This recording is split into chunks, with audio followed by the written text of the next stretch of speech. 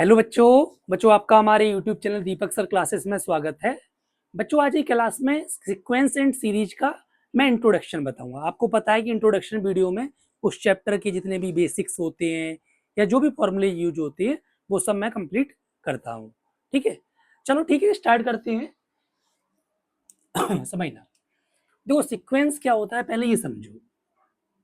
Sequence क्या होता है समझना, numbers arranged in definite order, उसे सीक्वेंस कहते हैं। जब नंबर्स जो हो एक डेफिनाइट ऑर्डर में अरेंज हो तो उन्हें क्या कहेंगे, सीक्वेंस कहेंगे। जैसे समझना,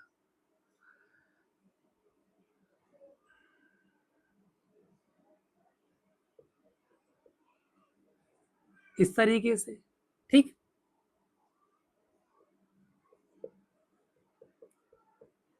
इस तरीके से।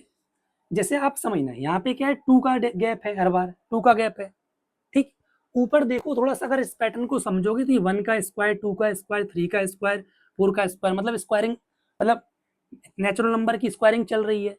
तो जब भी नंबर्स एक डेफिनेट ऑर्डर में अरेंज होती हैं तो हम उनको कहते हैं कि वो किसमें, सीक्वेंस में है। समझ में आया? अच्छा, सीक्वेंस भी आपके दो टाइप के, फाइनाइट सीक्वेंस और इनफाइनाइट सीक्वेंस। फाइनाइट सीक्वेंस और इनफाइनाइट सीक्वेंस। समझना, फाइनाइट सीक्वेंस का मतलब हो गया कि जैसे मान के चलो ये मैंने यहाँ पे एंड कर दिया, मतलब ये एक पैटर्न है लेकिन एंड हो गया। समझ में आ रहा है? इन लास्ट टर्म ये 8 है। इनफाइनाइट सीक्वेंस में ऐसा कुछ नहीं है, यानी समझ में आ रहा है, मतलब इनफाइनाइट सीक्वेंस में कि इट चलती रहेंगी। समझ में आ रहा है? एंड नहीं होंगी, तो ये आपका इनफाइनाइट सीक्वेंस हो गया। चीजें समझ में आ रही हैं? अच्छा, अब सीक्वेंस के अंदर भी दो चीजें आ जाती हैं, बात को समझना।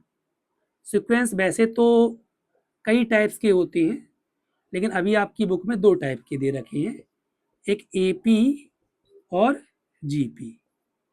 एचपी था जो कि कट गया है, पहले था, है ना। एपी मतलब अर्थमेटिक प्रोग्रेशन और ये ज्योमेट्रिक प्रोग्रेशन। ज्योमेट्रिक प्रोग्रेशन, चीजें समझ में आ रही है? ये अर्थमेटिक प्रोग्रेशन। अच्छा, टेंथ में आपने एपी के बारे में पढ़ा होगा, है ना, और जीपी के बारे में नहीं पढ़ा होगा, मैं वो समझा देता हूँ। एपी में क्या होता था, एपी में ये होता था कि जो कॉमन डिफरेंस हो वो इक्वल होना चाहिए। जैसे मान के चलो ये A1 है पहली टर्म, ये A2 दूसरी टर्म, ये थर्ड टर्म को A3 से नोट करते थे, बताया गया था। तो देखो हर बार डिफरेंस टू टू का ही है। A2 माइनस A1 करोगे तो 2 आएगा, A3 माइनस A2 करोगे तब भी 2 आएगा। समझ में आ रहा है? A4 माइनस A3 करोगे तब भी 2 आएगा। तो AP के लिए क्या होता है, D should be same, D for common difference, है ना। D क्या है, कॉमन डिफरेंस है, कॉमन डिफरेंस सेम होना चाहिए। अब ये चीजें तो पता होंगी, ठीक है। एपी का nth टर्म निकालने का जनरल फॉर्मूला था a plus n minus one d, ये भी पता होगा आपको। ए फर्स्ट टर्म होती है, डी कॉमन डिफरेंस, और एन जो भी आपको टर्म निकालनी है। बात समझ में आ रही है? ठीक है, अब जीपी में क्या कैसे कहेंगे समझना। जैसे मैं एक एग्जांपल समझाऊं, ठीक है, ये जो एग्जांपल दिया है ये जीपी में है। देखो जीपी के लिए क्या होता है, जो रेशियो हो ना दो कॉन्जिक्यूटिव टर्म का वो सेम होना चाहिए। जैसे ये A1 हुई, ये A2, ये A3 और ये A4। A2 बाई A1 का रेशियो देखते हैं, 2:1 आ रहा है। A3 बाई A2 का रेशियो देखते हैं जो कि 2:1 आ रहा है। तो यानी मैं सिंपल बोलूं, जीपी के लिए दो कॉन्जिक्यूटिव टर्म का रेशियो सेम होना चाहिए, और जिस रेशियो को आर कहा जाता है, मतलब जो भी रेशियो आता है उसे हम क्या कहते हैं, आर कहते हैं। क्या कहते हैं? आर कहते हैं। ठीक है, एक बार देखो, मैं इसको इरेज करने जा रहा हूं, ठीक है।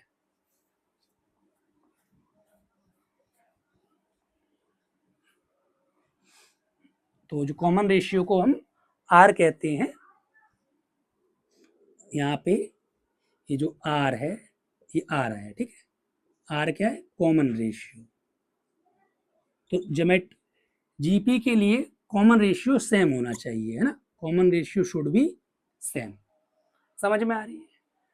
अच्छा, एनएच टर्म निकालने का जीपी का जो फॉर्मूला होता है वो होता है a r n minus one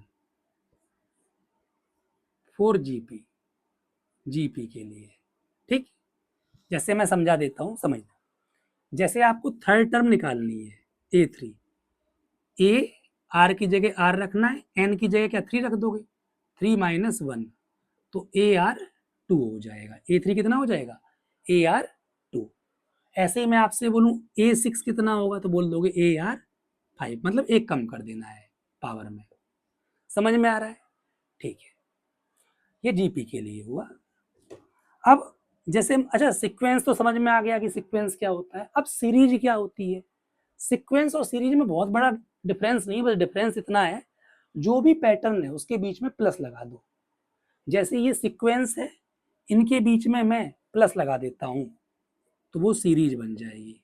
series का मतलब 2+4+6+8, ये एक सीरीज बन गई। बात समझ में आ रही है?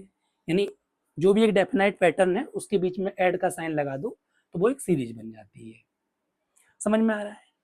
अच्छा, अब हो सकता है अब आपसे ऐसे बोल दिया जाए कि इस सीरीज में मान के चलिए, तो चलो अभी तो मैंने 4 ही टर्म लिखी, बहुत सारी टर्म्स होती है ना, तो इनका सम निकालने का फॉर्मूला भी पूछ सकता है आपसे, सम पूछ सकता है कि सम क्या होगा।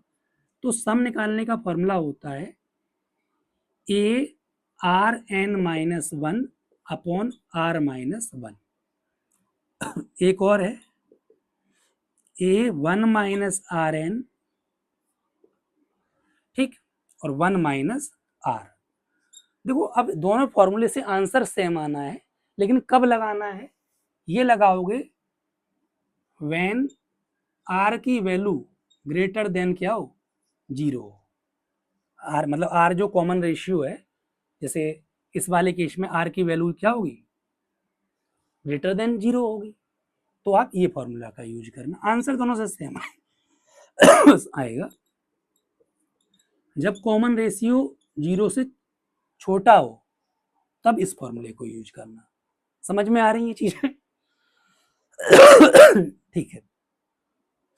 अच्छा, आगे समझते हैं। तो ये लगभग 3 फॉर्मूले मैंने बता दिए।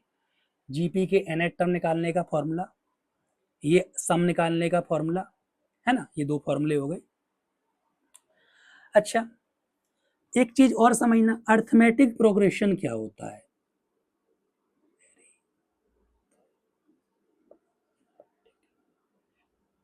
नहीं, अर्थमेटिक प्रोग्रेशन नहीं, ये तो नहीं।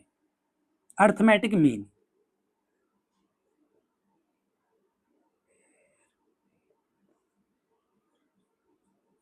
अर्थमेटिक मीन निकालना हो, मान के चलो ए और बी का, तो वो कितना होगा? अर्थमेटिक मीन का मतलब हो गया एवरेज। तो अर्थमेटिक मीन जो ए और बी का होगा वो ए प्लस बी बाई टू होगा, ध्यान रखना। ठीक, ये सब चीजें क्वेश्चंस करोगे वहां काम आएंगी। ठीक है, ऐसा नहीं कि मैं फालतू में बता रहा हूँ। ठीक है, ऐसे ही ज्योमेट्रिक मीन भी ध्यान रखना। 2 नंबर्स का अगर आपको ज्योमेट्रिक मीन निकालना है, ठीक, तो जियोमेट्रिक मीन, ज्योमेट्रिक मीन ए और बी का जो होगा ना, अंडर रूट ए बी होता है। ठीक है, ये भी याद रखना। समझ में आ रहा है? क्वेश्चंस करोगे सारी चीजें क्लियर हो जाएंगी। अच्छा, एक रिलेशन है, relation between arithmetic mean and geometric mean, ये भी समझना। अर्थमेटिक मीन ग्रेटर देन और इक्वल होगा ज्योमेट्रिक मीन के। ठीक, ये चीज याद रखना, ये ग्रेटर देन का साइन है। ठीक है, इतनी चीजें समझ में आ रही है। एन नेचुरल नंबर का, जैसे मान के चलो 1 2 3 4, ऐसे एन नेचुरल नंबर है।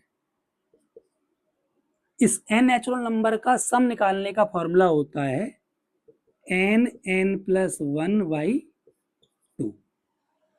ठीक है, ये फॉर्मूला याद रखना। चीजें समझ में आ रही है कि नहीं आ रही है? ठीक है। अच्छा, और एक चीज समझना,